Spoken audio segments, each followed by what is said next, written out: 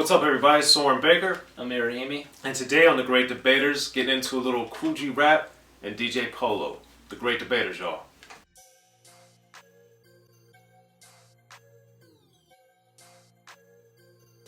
Alright, Amir, so we're back here on The Great Debaters. Good to be here, man. If you guys, man, please subscribe if you haven't already to both Unique Access Entertainment and Rapping and Snacking. Like, share, promote this content. Let's talk about it, be about it. And please, please, please subscribe. It's right down there. You guys know it's free. So please be about that. As we get into today's debate, the Great Debaters are talking about Kool rap, DJ Polo, their second album, Wanted Dead or Alive. This came out in 1990. Another phenomenal year in rap history, and this is one of the reasons why Wanted Dead or Alive, Kool rap, and DJ Polo. So Amir, getting into this album, this is their second album, coming off Road to the Riches. What were your initial thoughts on this album? What'd you think?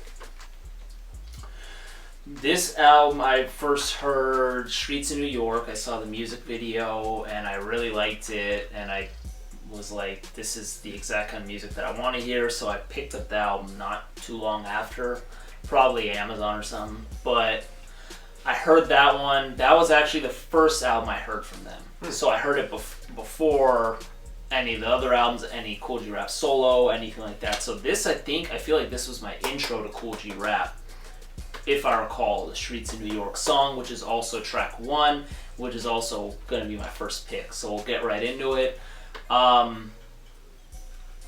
It's just a great song and a great opener, and he's talking about obviously the streets of New York, but not in a glamorous way. It's more in, a sad way, taking a look at it from, the troubles that are in New York City, whether it be, a girl with pneumonia and her mom paying the bills by being a stripper, unzipping zippers, or you get depressed people, you get people who are robbing, you get people who are doing drugs, and Kool rap even says, like, the dope dealers around, like, serving death. And it's just giving you more tales and tales of everything that's going on in the city. And then he says a blind man plays the sax, and then the mom's got railroad tracks on her arm from the drugs. So it's really sad, but the way that Kool rap is writing and saying his rhymes is in a very vivid way. It's very easy to kind of place yourself in that setting. The music video also does a decent job of doing that too, and you can basically tell what New York feels and smells like and everything. So I think G-Rap does a great job on that. And then also, I really like the production, I like the sax, I also really like a lot of the imagery, and kind of, he still puts in his punchlines here and there, but it's in obviously a more relatable way with the streets of New York concept. And then I also like how at the end of the song where he says, watch where you walk, or you have to watch your back because it's the streets of New York, or something to that extent on the last line of the song. So it's just a great one, man. And this was a great intro for me for Kool rap and DJ Polo. Well, Streets of New York is also one of my picks. To me, this is a masterful song on basically every level. And since you had mentioned the sax in the song, I really like it when songs have the rapper and the DJ or the producer kind of going back and forth with different things, and we says blind man plays the sax and then the sax comes on. Yeah. I always like those little wrinkles of songs, and one of the best examples of that is like Rodney O and Joe Kool. They did a lot on their Me and Joe album. So to see that type of play, but to do it with an instrument, was great. A lot of the early albums before 1990 where the DJ was more prominent part of the mix were better examples of it, but this is a great one with the saxophone. So I love that. And then to your point, lyrically, just breaking down all these different scenarios where it's just kind of like one after another of all of this stuff that's going on in the streets of New York that definitely are not, New York City of dreams, where you're looking at the glamorous and the hustle and the bustle. You're looking at more of the dirtier side of New York and the grimy side of New York, whether that's some of the things you illustrated or others. And that to me just shows Kool rap maturing, evolving, and developing as a storyteller that we saw from Road to the Riches and before with his singles to now getting in his second album. I think he was getting more and more into a groove to where we see parallels from his earlier work to now, and I think, you know, Streets of New York is just a great evolution of that. So what's your second pick, Amir? My second pick's probably going to be Money in the Bank. At this point, I didn't see too many posse cuts from 1990 and prior. Obviously, we had actually done a video on the Symphony with Kool Rap. Obviously was on that one, and we picked our favorite verse from that. So check that one out if you haven't. But I haven't heard too many posse cuts from the earlier years, like prior to the 90s, and this was in 1990. So when I saw Large Professor, Freddie Fox, Ant Live, I was like, okay, this should be interesting. So Large Professor actually produced a lot of this album too. He does the first verse, he does well. You get Freddie Fox on the second verse, who is one of the standouts for sure. And he's always one of those rappers who, whenever he was on a feature, I was like, yeah, I know I'm going to hit the rewind a few times. Like that line where he says, whoever opposes me and what I feel might find the legs being replaced by steel. I'm like, that's just amazing. Like, what's he going to do to the legs? Is he going to shoot it up? What's he going to do? Like, are they going to have the robotic leg? Like, I just think it's just hilarious. Well, I saw Freddie Fox pull out a Rambo knife on stage at the House of Blues on Sunset Boulevard in West Hollywood one time. So, who knows what Freddie Fox would do. What year? Shout out to Freddie Fox. What year? Man, this would have been probably in the year 99 or 2000. I don't even remember, man.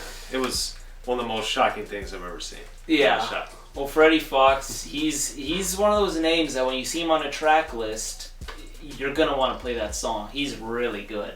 So Freddie Fox, definitely I appreciated his verse. Then we get Kool Rap in the third slot, who's also doing great, which I wanted to highlight also, like one of Ant Live's albums. I haven't heard too much of Ant Live, but he says, where he says the line about so one thing that's interesting about this album, this song, is in each verse we get a rapper who has a cuss word, but it's bleeped out. So Large Professor, Freddie Fox, G-Rap, and Ant Live, they all have a lyric where they want to say something, but it's bleeped, which is kind of weird because this is an explicit album, but each of them just have one. So he has a line where he says, like a whorehouse, I'm shipping out, I'm assuming, pussy tonight, but it's just like, I thought that line was funny because of the line before it, and it was just dope. So Ant Live did well too. I just loved posse cuts back then. I just really liked kind of putting up who did better, and I feel like back then too, it wasn't as forced as some of the ones that are coming out today. I feel like a lot of the ones that are coming out in the post 2010s are kind of like, oh, he's buzzing right now, let's throw him on, or whatever. But these guys are all probably in the same studio together, laying their verses down, going off one another. So I respect that, and Money in the Bank's my number 2. Money in the Bank is also one of my top 3 picks because this might be my favorite song on the album. First of all, the production from Large Professor is astonishing and astounding. It's my favorite drums on the album. It's my favorite beat, I would probably say, on the album. And then just the fact of the sonics being so stellar is just excellent. And then, to Amir's point, I thought Large Professor was excellent on there, maybe more than Amir did. But when you have Kool Rap and Freddie Fox on a song together, and they're both like razor sharp and showing you the genius of their rapping, it's astonishing, man. And like just Kool Rap's, how he stacks his words on there, it's remarkable. He did it at Men at Work. Kwame and I talked about that when we did the best albums on Road to the Riches. Just his ability to do that is very, I'd say, arguably unparalleled, but it's close to being unparalleled. And I think he did a phenomenal job on Money in the Bank. Ant Live, probably his most prominent guest appearance, if not his most prominent guest appearance. I really enjoyed it, but I also just think Freddie Fox in this era, especially for the next 4 or 5 years, he was just knocking them all out the park, man. It's amazing. It was. It's amazing. And I think Large Professor is one of those guys that, of course, with the Main Source, their debut album, he got a lot of attention, but when you listen to these other things that he did, of course, working 4 years later on Illmatic, working on this album, when he produces or gets into something in this era, the 89 to 95, 96, like that window in particular, Large Professor is the man. So, yeah, man. Incredible work. So what's your third pick, Amir? So all of my picks are, as I'm looking at the cassette tape, I just noticed this, all my picks are on the first side of the tape.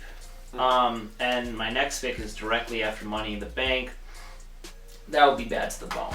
And Bad to the Bone is a little more, it's got more BPMs on it. It's a little faster, it's a little more sped up. Kool G Rap is flowing faster. This is another, and we talked about this also in our Symphony video, but how like Kool G Rap and Big Daddy Kane are very braggadocious.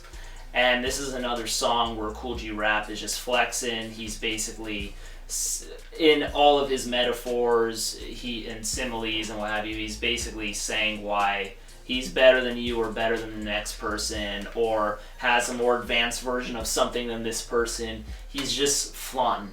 He even says, I think in the opening verse to this, the opening line to the second verse, I think he implies that women are paying to sleep with him. He has a line that's, at least it sounds like that. It could be interpreted in two ways, I'd say. But anyways, I'm just like, it's just so funny. But just the way he's just laying his rhymes down and kind of what you were saying, how he's stacking his rhymes. I think he does a great job on Bad to the Bone like that. I love the instrumental on this song. I also love how at the end of the song, it's just like a minute plus of just the beat. And I really like the production on this one. And man, it's just one of his great showcases of delivery. Okay. And that's probably, I'd say, I wanted to also put Erase Racism somewhere in there too. And Talk Like Sex also. There's a few songs that were fighting, but I have to go Bad to the Bone third. Well, Bad to the Bone is one of those Eric B. produced, or Eric B. and Lynn Starr productions. So that song definitely gives you an interesting sonic adventure. Yep. And Eric B. has a lot of heft on this album sonically and on the production side. And I really like that song. It's not one of my top three.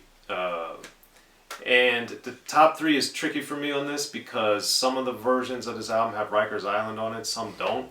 And that song was out, like, I think 3 years before this album came out. It's on the so Rikers Island is one of those asterisks where it was out a long time before this album. So I don't always think of it on this album, even though it is on the album in some versions.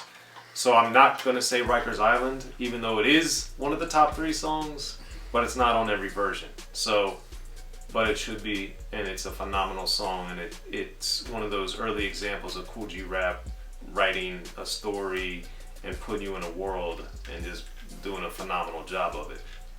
I'm going to go with Erase Racism because musically, the beat is not one of my favorites, of course. It's rather mundane to a large degree. However, the subject matter and the tone and what they're saying on this song is one of the more important songs that we got, especially in the midst of the rise of gangster rap, the rise of the censorship, the rise of all this war that was going on in our culture at the time with trying to censor artists and all this different stuff. And you have, you know, Kool G Rap and Big Daddy Kane in particular, these master lyricists explaining racism and why it's wrong and all these different things and how things are held to different standards. It's just an amazing lyrical look at racism by those two in particular. And then, like, you know, Biz Markie kind of coming in with a little bit of a lighter thing, talking in the intro and kind of singing, and which is a weird juxtaposition for such a serious song. Yeah. But it works in the sense that it just shows the unity that these guys had and, you know, the working together that they had at the time to make a song like this, but also to, you know, this was a single and they made a video for it, and it was a prominent song in that regard, and they made a point to put that out there. And lyrically, I think G-Rap and Kane in particular are just amazing on there. Amazing. And the message, you know, not that I'm like, oh, you gotta make positive raps, whatever. But the fact that it is positive and the fact that it's great, to me, is just amazing. And in the midst of what was going on in the era at the time, I just thought it was very important and very timely, and it still resonates today. And people should really listen to that and understand and appreciate what Kane and Kool G-Rap and Biz Markie were saying on the song. So, those are my top three. We got Amir's top three, but what about you guys? Kool G-Rap and DJ Polo, Wanted Dead or Alive. As we said, please hit that subscribe button down there. Unique Access Entertainment and Rapping and Snacking. Like us, subscribe to us, share this content, talk about it, be about it, and let us know what you guys think in the comments section.